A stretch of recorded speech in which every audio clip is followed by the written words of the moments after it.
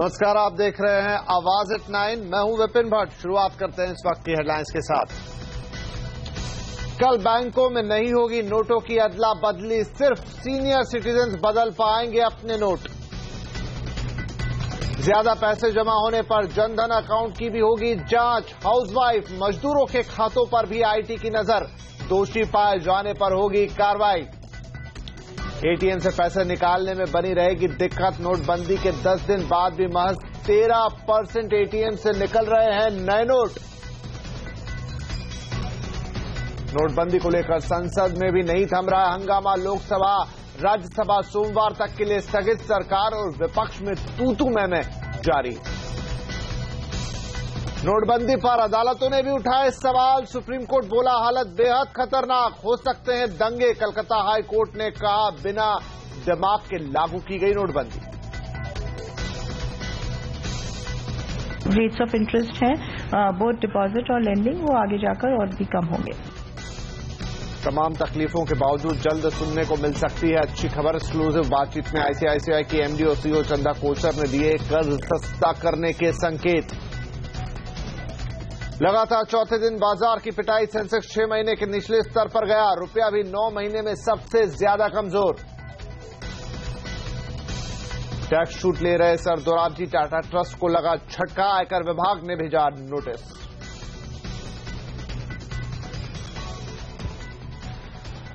नोटबंदी के ऐलान के 10 दिनों के बाद भी लोगों की कतार लगी हुई है। लोग अब भी परेशान हैं। परेशानी और भी बढ़ रही है क्योंकि नोटबंदी पर हर रोज फरमान जारी हो रहे हैं और इसके साथ हो रहा है कंफ्यूजन। ताजा फरमान है कि कल यानी शनिवार को बैंकों में 500 और 1000 के नोट नहीं बदले जाएंगे, लेकिन सीनियर सिटीजन्स को नोट बदलने की इजाजत होगी। यहां हम काउंटर पर 2000 नोट बदलने की बात कर रहे हैं। और खबरदार, अगर आप गृहिणी हैं, मजदूर हैं या एक आम आदमी हैं, अगर आपको अब तक ये गलतफहमी थी कि आपके खातों में 2.5 लाख रुपए तक जमा करने पर कोई पूछताछ नहीं होगी, तो सुनिए, इनकम टैक्स विभाग इन खातों पर भी नजर बनाए हुए, क्योंकि ऐसे कम पैसे वाले खातों और जनधन अकाउंट के गलत इस्तेमाल की खबरों के बाद सरकार अब एक्शन में है। ये तब हो रहा है जब खुद प्रधानमंत्री मोदी ने गृहिणियों को न डरने का भरोसा दिलाया था। मेरी माताएं बहनें, जब तक तुम्हारा ये भाई जिंदा है,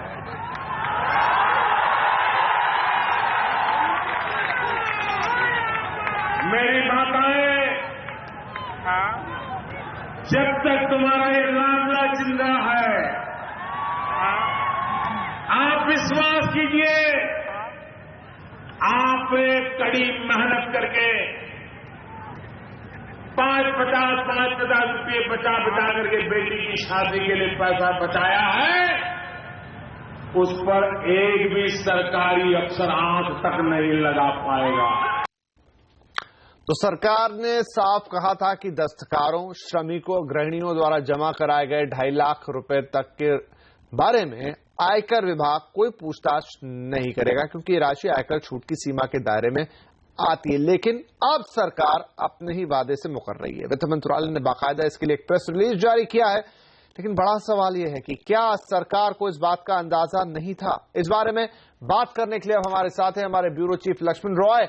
लक्ष्मण, सरकार के पहले के बयान को आपने सुना और आज के वित्त मंत्रालय की चेतावनी भी हमने देखी है। आखिर ये बदलाव कैसे, क्यों सरकार अपनी बात से पलट रही है?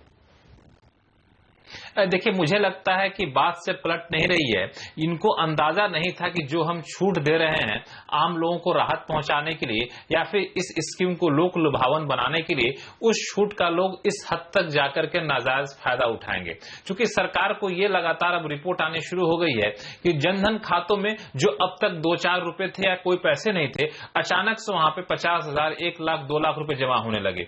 इतना ही नहीं, जिन लोगों को छूट दी गई थी, मिसाल के तौर पर गृहिणियों को छूट दी गई थी कि आपके खाते में 2.5 लाख रुपए तक जो है जमा होंगे तो कोई नहीं पूछेगा, तो जिन गृहिणियों खातों में पैसा नहीं था, अचानक से 2.5 लाख रुपए जमा होने लग गए।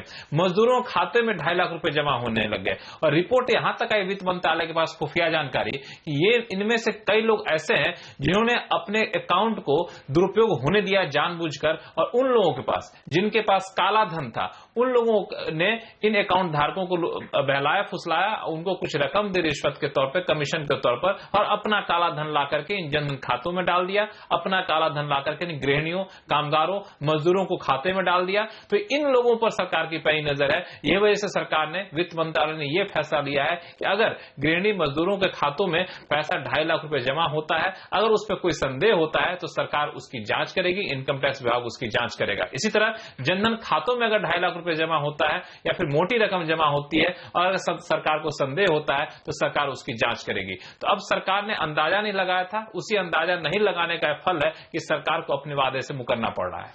जी लक्ष्मण, इधर कल यानी शनिवार को अब नोटों की अदला बदली या कैश एक्सचेंज नहीं हो पाएगा। हालांकि बुजुर्गों को जरूर कल कैश एक्सचेंज करने की छूट मिली है। इतना ही नहीं, सूत्रों की माने तो सरकार 24 नवंबर के बाद हमेशा के लिए कैश एक्सचेंज पर रोक भी लगा सकती है। तो क्या माने इसे लक्ष्मण, 24 नवंबर के बाद अब कोई अदला बदली नहीं हो पाएगी नोटों की? इसकी संभावना काफी ज्यादा है और कह सकते हैं कि शनिवार को इसका ट्रायल रन सरकार कर रही है। हालांकि दलील ये दिया जा रहा है कि जो बैंकों के रोजमर्रा के काम है उसको निपटाने के लिए फैसला लिया गया है कि शनिवार को नोटों की अदला बदली यानी कैश एक्सचेंज नहीं होगा। सिर्फ बुजुर्गों के लिए छूट है कि वो जाकर के बैंकों में अपना कैश एक्सचेंज कर सकते हैं।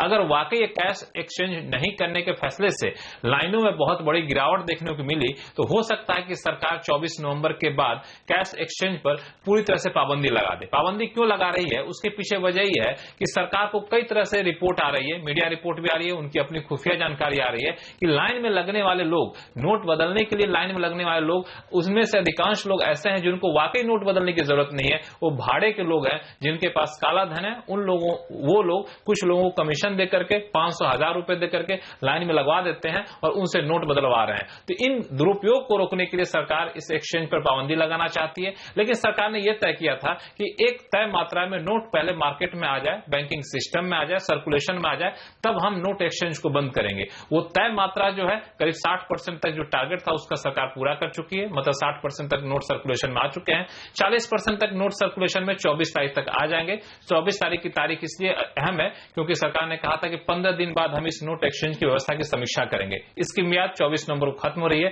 तो हो सकता है कि समीक्षा के बाद 24 नवंबर के बाद सरकार इस कैश एक्सचेंज पर पूरी तरह से पाबंदी लगा दे। जी लक्ष्मण, बहुत शुक्रिया इस तमाम जानकारियों के लिए। नोटबंदी को जिस तरह से लागू किया जा रहा है उस पर सुप्रीम कोर्ट ने भी एक हफ्ते में ही दूसरी बार सरकार की खिंचाई की है। सुप्रीम कोर्ट ने कहा है कि नोटबंदी से परेशान जनता को जब राहत की जरूरत है तो सरकार ने नोट बदली की लिमिट 4,500 रुपए से घटाकर 2,000 रुपए कर दी है।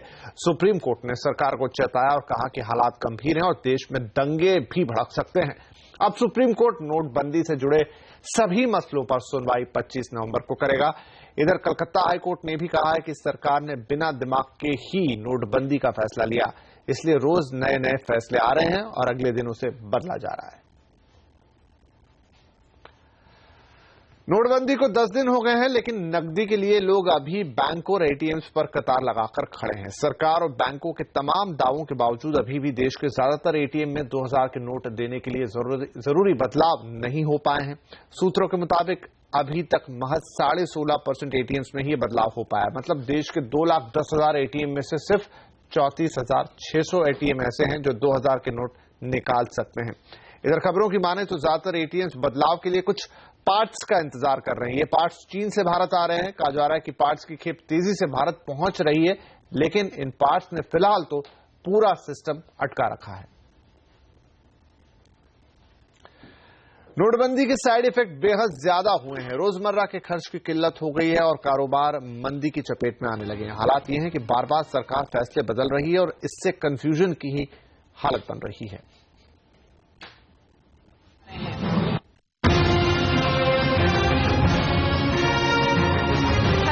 500 के नोटों पर पाबंदी के कई दिनों बाद हालात सामान्य नहीं हो पा रहे हैं। एटीएम और बैंकों के सामने इसी तरह की लंबी लाइनें हैं। नकदी की किल्लत से रोजमर्रा के खर्चों से लेकर कारोबार तक पर असर पड़ रहा है और सरकार की ओर से रोज रोज आ रहे फरमानों ने हालत और खराब कर दी है। मसलन पहले कैश बदलने की छूट 4,000 से बढ़ाकर 4,500 की गई और 17 नवंबर को ये घटाकर 2,000 कर दी गई। इसी तरह रोजाना नकदी निकालने की लिमिट में भी बदलाव किया गया। नोट बदलने का दुरुपयोग रोकने के लिए सरकार ने उंगली पर स्याही लगाने का फैसला किया, लेकिन स्याही हर जगह पहुंच नहीं पाई और अब चुनाव आयोग ने आपत्ति जताई है। सरकार ने एटीएम पर भीड़ कम करने के लिए पेट्रोल पंप के इस्तेमाल का ऐलान किया, लेकिन पेट्रोल पंप पर तैयारी नहीं दिखी। हमारे यहाँ अभी कोई इन्फॉर्मेशन भी नहीं है, ना ही ऐसा कोई अरेंजमेंट हो पाया है कुछ। रोज बदलते नियमों से कंफ्यूजन फैल रहा है।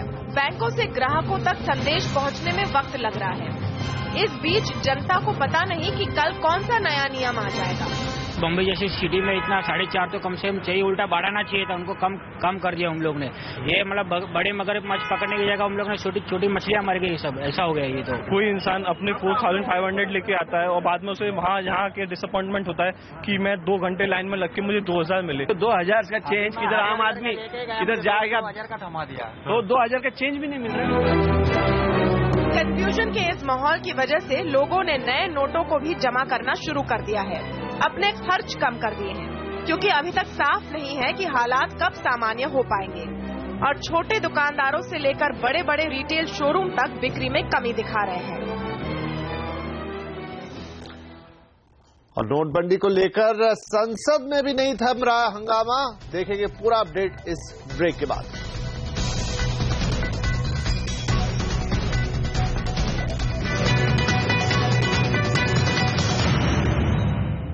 इधर नोटबंदी के खिलाफ विपक्ष का सियासी संग्राम आज तीसरे दिन भी संसद से सड़क तक जारी रहा। लोकसभा और राज्यसभा दोनों में इसी मसले पर खूब हंगामा हुआ। हंगामे के बाद लोकसभा और राज्यसभा को सोमवार तक के लिए स्थगित कर दिया गया है। वहीं संसद के बाहर तृणमूल कांग्रेस ने गांधी मूर्ति पर प्रदर्शन किया, तो केरल में मुख्यमंत्री पी विजयन की अगुवाई में विरोध मार्च निकाला गया। तिरुवनंतपुरम में आरबीआई ऑफिस के बाहर उन्होंने प्रदर्शन किया।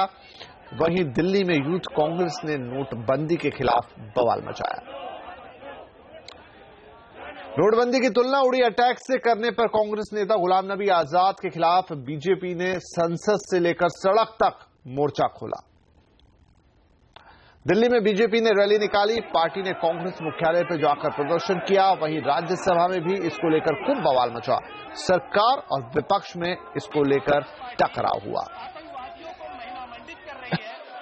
उन्होंने पाकिस्तान का नाम लेके पाकिस्तान को सर्टिफिकेट दिया है। शर्म का बात है देश का। देशवासी बहुत नाराज है, दुखी से इससे। ये बात उन्होंने कहा, he says that the number of people who died in the recent days are more than Pakistani terrorism in India. That is a statement made by the leader of opposition, atrocious, objectionable, anti-national statement. किसानों के लिए, मजदूरों के लिए, गरीबों के लिए जिनकी जानें चली गई गलत पॉलिसी की वजह से, सरकार की वजह से, उसके लिए किसको दंडित करना चाहिए? उसके लिए किसको सजा देनी चाहिए? इसके लिए किसको सजा देनी चाहिए? इसके लिए किसको एयर स्ट्राइक करनी चाहिए? एयर स्ट्राइक करनी चाहिए। बीजेपी पर एयर स्ट्राइक होनी चाहिए। नोटबंदी को लेकर बीजेपी नेता शत्रुघ्न सिन्हा ने सरकार को घेरा है। शत्रुघ्न ने कहा कि फैसला लेने से पहले टीम ने होमवर्क सही से नहीं किया, जिसका खामियाजा आम लोगों को भुगतना पड़ रहा है। ये देश में इस कदर हाहाकार मच रहा है, इस तरह शोर शराबा, लोग लाइन कतारों में खड़े हैं, कई लोगों की मृत्यु हो गई है, कई लोग बीमार पड़ गए हैं, कई लोगों को हार्ट अटैक आया हुआ है, कई लोग रो रहे हैं और बिलख रहे हैं।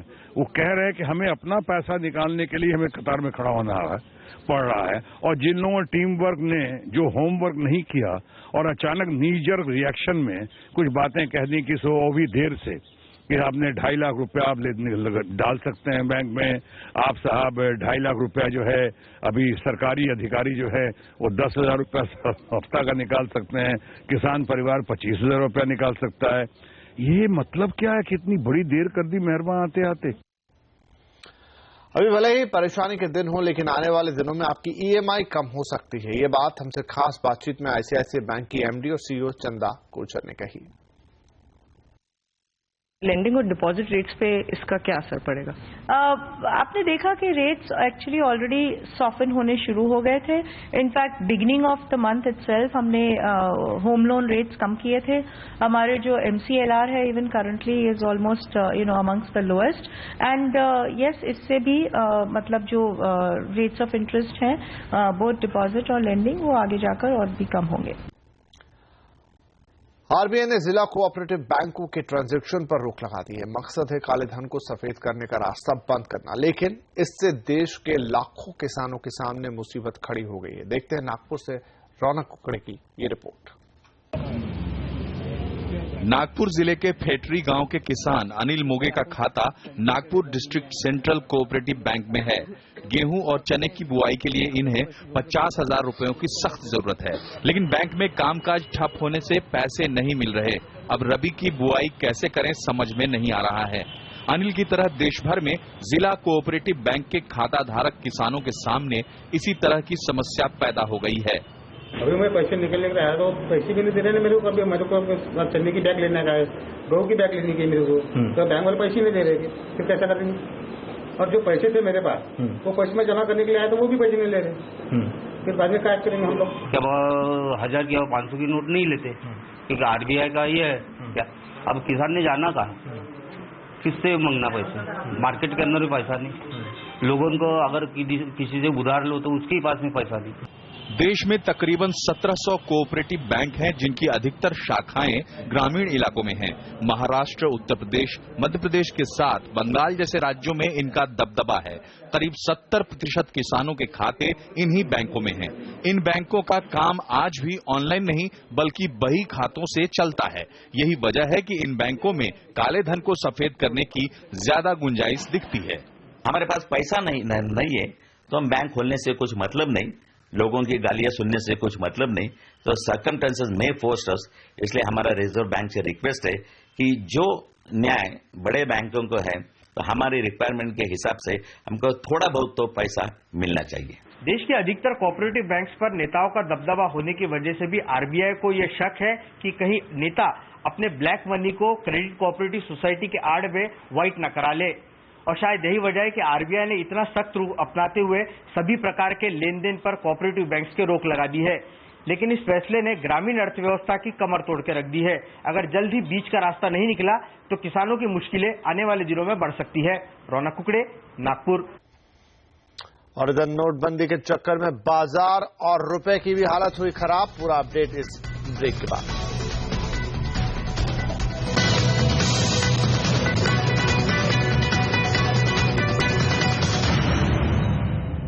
बाजार में मंदी की मार से उभर नहीं पा रहा है। हफ्ते के आखिरी दिन बाजार की शुरुआत बढ़त के साथ हुई, लेकिन जल्द ही बिकवाली हावी हो गई। हालांकि दोपहर बाद बाजार ने एक अच्छी रिकवरी दिखाई और निफ्टी 8130 के भी करीब गया, लेकिन आखिरी घंटे में बाजार में एक बार फिर बिकवाली आई, जिसमें सेंसेक्स 77 पॉइंट, निफ्टी 6 पॉइंट गिरकर बंद हुआ। बैंक और मेटल शेयरों पर बिकवाली का दबाव रहा, वहीं फार्मा, एनर्जी और मिड कैप शेयरों में आज खरीदारी रही। शेयर बाजार ही नहीं, रुपए पर भी आज दबाव देखने को मिला। दुनिया भर की करेंसी के मुकाबले डॉलर में मजबूती से रुपया गिरकर 9 महीने के निचले स्तर पर चला गया। अमेरिका में अगले महीने दरें बढ़ने की संभावना से डॉलर में मजबूती आती जा रही है और रुपए पर दबाव दिख रहा है। डॉलर के मुकाबले रुपया 32 पैसे गिरकर आज 68.13 के स्तर पर बंद हुआ।